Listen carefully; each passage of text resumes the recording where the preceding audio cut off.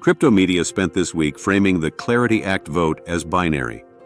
Either the bill passes and crypto's institutional era begins, or it fails and U.S. crypto regulation is dead until 2030. The vote happened. The bill advanced, 15-9. And the binary framing was wrong, because what actually happened is both more and less than the headlines suggest. Here's what happened. On Thursday morning, the Senate Banking Committee held its markup of the Digital Asset Market Clarity Act. Markup is the process where committee members debate amendments, change the bill's text, and then vote on whether to advance it. The committee splits 13 Republicans to 11 Democrats, and the bill needed every Republican vote to clear. It got them, +2. The final vote was 15-9. 2 Democrats, Ruben Gallego of Arizona and Angela Alsobrooks of Maryland, crossed over to vote in favor. That bipartisan margin matters, and we'll come back to why. This was the moment the Clarity Act had been waiting for since January. The bill was originally scheduled for markup on January 15th. Then Coinbase pulled its support, citing concerns over stablecoin yield rules, and the markup was postponed indefinitely. The bill sat in limbo for 4 months. The breakthrough came on May 1st, when Senators Tom Tillis and Angela Alsobrooks reached a compromise on the stablecoin yield question.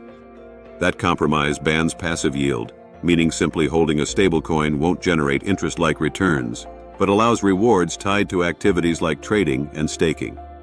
The market reaction was immediate. Bitcoin had been weak heading into the vote, trading below $80,000 on hotter-than-expected inflation data and the largest single day of Bitcoin ETF outflows since January. As the committee advanced the bill, Bitcoin reclaimed $82,000, up roughly 3% on the day. Crypto-linked stocks moved harder. Coinbase rose about 8%. Strategy, the largest corporate Bitcoin holder, rose about 7%. Galaxy Digital and the Ethereum treasury company Bitmine both rose more than 5%. So the market liked it. But here's the part the headlines skip. Clearing a committee is not becoming law. It's one gate.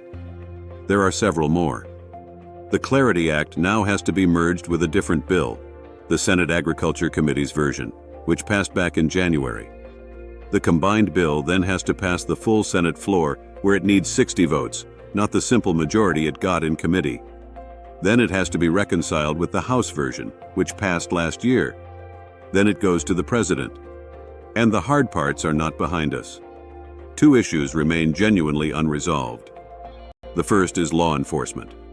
Critics, including the committee's minority staff, argue the bill leaves gaps that sanctioned actors, money launderers, and other criminals could exploit.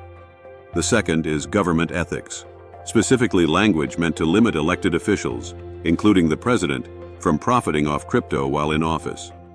This is why that bipartisan margin matters, and also why it's being oversold. Both Gallego and Alsobrooks, the 2 Democrats who voted yes, explicitly said their committee vote does not guarantee a yes on the Senate floor. Alsobrooks described her support as, in her words, a vote to keep working. The bipartisan committee vote is real progress. It is not a green light. There's also a clock. The Senate breaks for Memorial Day recess on May 21st, and then for the summer before midterm campaign season.